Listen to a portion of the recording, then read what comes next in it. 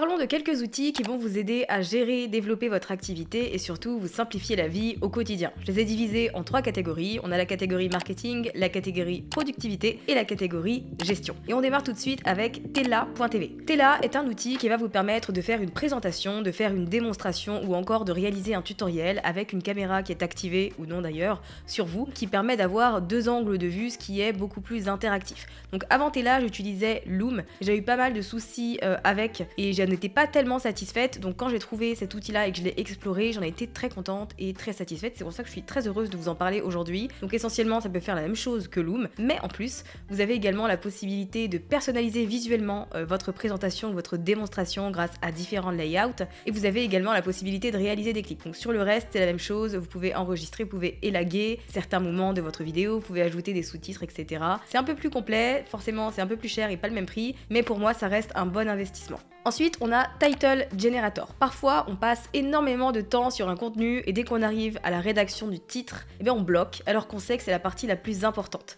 Parfois également, eh bien quand on produit du contenu depuis des années et des années sur internet, on a l'impression d'avoir tout dit, d'avoir fait le tour, alors que bien évidemment c'est faux et qu'il y a bien évidemment différents angles à aborder. Et Title Generator est un outil qui va vous permettre de générer 700 idées de titres grâce à un mot-clé. Et ça en quelques secondes. Pour l'exemple, j'ai mis dans la barre de recherche le terme podcast et voilà les résultats. On trouve des suggestions comme 3 façons de faire du podcast plus rapidement, 4 façons de développer sa créativité grâce au podcast, 5 raisons pour lesquelles le podcast est une perte de temps. Ça c'est une idée de contenu qui peut être très intéressante. Allez, une dernière pour la route, 10 conseils qui vous rendent influent dans le podcasting. Donc comme vous l'avez vu, c'est en anglais, mais honnêtement, il n'y a pas de souci, c'est assez simple à traduire, même en utilisant Google Trad et en étant pas spécialement doué, il y a moyen d'en tirer des bénéfices. Alors moi je m'en sers beaucoup pour l'inspiration et pour trouver des idées de contenu, et vous pouvez bien évidemment l'utiliser également pour la rédaction de vos titres. Ensuite, on a l'outil Pretty Links. Alors Pretty Links, c'est une extension WordPress qui vous permet de raccourcir de très longs liens. Cela fait maintenant 2 ans que je l'utilise et je l'adore, je ne pourrais absolument pas m'en passer. En installant l'extension sur votre site WordPress, vous allez pouvoir l'associer à votre domaine et donc en quelques clics pouvoir personnaliser des URL et les partager beaucoup plus simplement. Pour vous donner une petite idée, voici un tutoriel. Il faudra cliquer sur ajouter, choisir la redirection temporaire, ajouter votre lien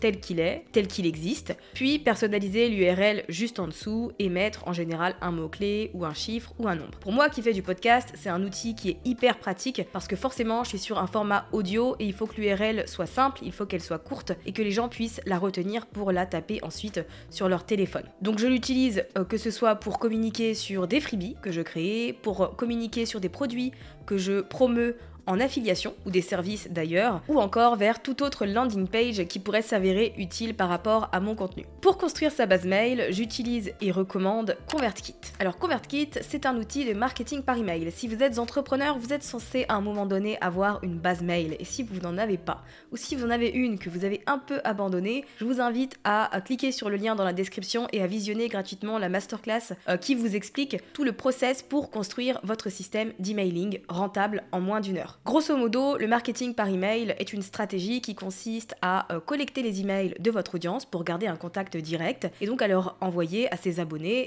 un email de manière hebdomadaire qui va être là pour créer du lien, pour apporter du contenu, démontrer votre expertise, inspirer, etc. pour in fine pouvoir faire la promotion de vos différentes offres. L'avantage par rapport aux réseaux sociaux, c'est qu'il n'y a pas d'histoire d'algorithme. Vous envoyez un email de newsletter, il arrive dans la boîte de réception de vos abonnés. Donc c'est un raccourci et c'est très pratique et ce sont vos abonnés les plus engagés et les plus fidèles qui vont accepter de vous donner leur adresse mail. Donc pensez-y. C'est une plateforme qui va non seulement vous permettre de créer des landing pages, des formulaires, de faire un peu de la segmentation, mais aussi d'envoyer vos emails de newsletter et ça de la manière la plus simple et la plus efficace possible. Vous pouvez tout à fait démarrer gratuitement jusqu'à 1000 abonnés. Une fois que vous arrivez à ce palier-là, il faudra prendre un abonnement et je crois que l'abonnement suivant est aux alentours de 25 $. Donc ça reste tout à fait correct pour une plateforme de ce type qui permet de procéder à autant d'automatisation, de segmentation, de nettoyer sa liste. Honnêtement, pour moi, c'est le meilleur. Après ActiveCampaign, mais ActiveCampaign, on est sur un autre budget. Donc ConvertKit, ça fait très bien l'affaire. Surtout si vous avez envie de personnaliser l'expérience pour vos abonnés. On passe maintenant aux applications en lien avec la productivité. Et la première que je voulais vous mentionner, c'est Taskade. C'est un outil de to-do list et de gestion de projets que j'utilise et que je trouve très simple. Avant ça, j'utilisais Notion pour ma to-do list, mais honnêtement, je me sentais un peu encombrée. Je trouve que c'était pas hyper adapté, pas hyper ergonomique. C'est peut-être moi qui l'utilisais mal, je ne sais pas. En tout cas, Notion, je le garde pour communiquer avec l'équipe,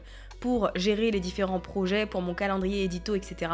Et pour toute ma gestion personnelle au quotidien et mon organisation, j'utilise Taskade. On a la possibilité d'ajouter beaucoup plus d'outils de personnalisation que sur une application comme Todoist par exemple. On peut ajouter des deadlines, on peut ajouter des commentaires, on peut ajouter des fichiers à une tâche. On a également la possibilité d'intégrer un code ou encore de mettre un timer. Honnêtement, il y a plein de fonctionnalités. Il y a aussi différentes vues, un peu comme sur Notion mais assez différentes puisque là, certes, on va avoir la vue Kanban et la vue calendrier, mais on a aussi le mind map et l'organigramme, ce que je trouve personnellement très utile. Ensuite, nous avons l'outil NordPass. NordPass, comme son nom l'indique, c'est un gestionnaire de mots de passe. C'est un outil, une application qui va collecter tous vos mots de passe et qui va vous permettre d'y avoir accès finalement en quelques clics grâce à une extension de navigateur Chrome. Donc déjà pour ça, c'est très utile puisque dès que j'arrive sur un site, l'application NordPass me suggère immédiatement de me connecter avec les identifiants. Pas besoin de chercher ou autre. Mais en plus, quand on travaille en équipe ou avec des freelances, etc., parfois on a besoin de leur partager l'accès à une plateforme. Eh bien, on peut le faire en quelques clics avec NordPass et surtout sans diffuser le mot de passe. Donc si on travaille avec une personne de manière occasionnelle, eh bien elle peut se connecter sans problème en ayant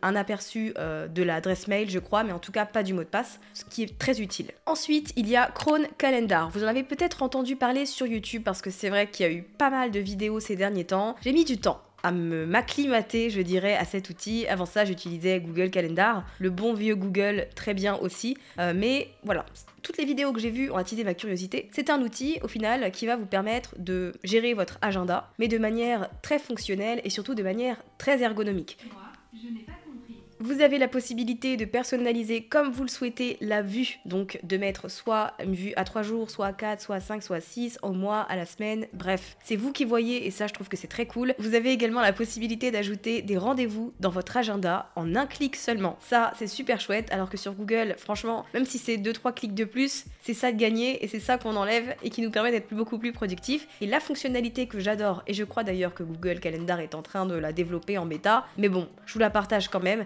c'est le fait de pouvoir débloquer des créneaux de rendez-vous et ensuite de partager un lien à notre interlocuteur qui va pouvoir réserver en fonction de nos disponibilités, eh bien un rendez-vous. Et ça, c'est super cool. Au final, ça vient remplacer Calendly, puisque c'est exactement la même chose, débloquer des espaces dans son agenda pour qu'une personne puisse réserver un moment avec nous. Ben, on peut le faire directement avec Chrome, et ça, c'est très utile. Alors, c'est une application qui fonctionne avec des invitations, mais honnêtement, moi, je me suis juste inscrite sur la liste d'attente, et quelques jours après, j'ai reçu des accès. Donc, n'hésitez pas à le faire si jamais vous ne trouvez pas d'invitation pour Chrome Calendar. Si vous êtes arrivé jusqu'ici, n'hésitez pas à me dire dans les commentaires si vous avez déjà testé l'une de ces applications. On passe maintenant aux outils de gestion et j'en ai deux à vous partager. Le premier étant Quaderno. Quaderno est un outil de facturation très simple à utiliser et dont je ne pourrais absolument pas me passer. La comptabilité est très importante et j'espère que vous ne bidouillez pas vos factures parce qu'il y a une réglementation et vous avez des obligations légales là-dessus. Donc n'hésitez pas à prendre un outil qui va vous faciliter les choses à ce niveau-là. Et en fait, Quaderno peut être connecté à vos plateformes de paiement type Stripe ou encore PayPal. Et donc à chaque fois que vous allez recevoir un paiement, toutes les informations qui ont été communiquées par le client, à savoir son nom, son prénom, son adresse, évidemment le montant qu'il a payé, est-ce qu'il y a eu de la TVA, etc., va être transféré de manière automatique sur Quaderno qui va de son côté générer une facture. Donc pour moi qui vends de la formation en ligne et qui est certaines périodes où je génère plusieurs dizaines voire des centaines de ventes en un très court laps de temps, genre 10 jours, 14 jours, et c'est hyper pratique puisque je n'ai rien à faire à la main. Tout se fait de manière automatisée et finalement à chaque fin de mois je n'ai qu'à exporter toutes les factures, les envoyer à mon comptable et c'est lui qui s'occupe du reste. Donc si vous n'avez pas encore d'outils de facturation automatisé et qui vous fait gagner un temps fou, je pense qu'il est temps de considérer Quaderno. Ensuite nous avons Thrivecart. Alors Thrivecart c'est une plateforme que j'ai initialement utilisée pour réaliser mes pages de paiement et surtout ma stratégie d'affiliation. Donc on a pas mal de fonctionnalités, pas mal de liberté, on a la possibilité de réaliser sur nos pages de paiement des order bump, on a la possibilité de proposer des upsells ou des downsell, on peut personnaliser autant qu'on veut les choses. Avant ça j'étais sur Kajabi et c'était pas pas le cas du tout, c'était très limité. Donc j'ai décidé de partir sur Thrivecart pour ces raisons-là. Ce qui est idéal pour compléter l'expérience. Pour la partie affiliation, ce qui est très pratique, c'est qu'on peut aller chercher une landing page de notre site internet perso et ensuite la mettre sur Thrivecart et l'associer à un produit pour que nos affiliés puissent faire la promotion de cette landing page et faire en sorte que chaque personne, je sais pas, qui s'inscrit à une masterclass par exemple sur cette landing page soit rattachée à un profil spécifique. Je vais pas rentrer dans les détails parce qu'il y a plein de tutos sur YouTube, et honnêtement pour la stratégie de l'affiliation, c'est très très cool. En 2022, si je ne me trompe pas, Thrivecart a lancé le module Learn qui permet cette fois de proposer de la formation en ligne, et donc c'est un outil que j'ai pris en janvier 2023 afin de regrouper tout sur la même plateforme, à savoir et mes formations en ligne et toutes les pages de paiement et toute la stratégie d'affiliation. Et donc forcément ça m'a permis d'enlever Zapier que j'utilisais avant, qui est un outil d'automatisation qui déclenchait un accès à ma plateforme de formation Kajabi lorsqu'une personne achetait sur Thrivecart. Maintenant c'est plus le cas, j'ai plus besoin des deux derniers, j'ai tout sur Thrivecart, donc c'est très pratique. Et l'avantage considérable selon moi, c'est que Thrivecart ne fonctionne pas avec un abonnement comme c'est le cas avec différents outils. D'ailleurs la plupart c'est un paiement unique, donc vous payez une fois pour Thrivecart et ensuite vous avez un accès à vie. Pour moi c'est un avantage non négociable. On est arrivé à la fin de cette liste d'outils. Si ce n'est pas encore fait, n'hésitez pas à vous abonner à cette chaîne YouTube. Je mets 2 vidéos par semaine en rapport avec l'entrepreneuriat et le marketing en ligne.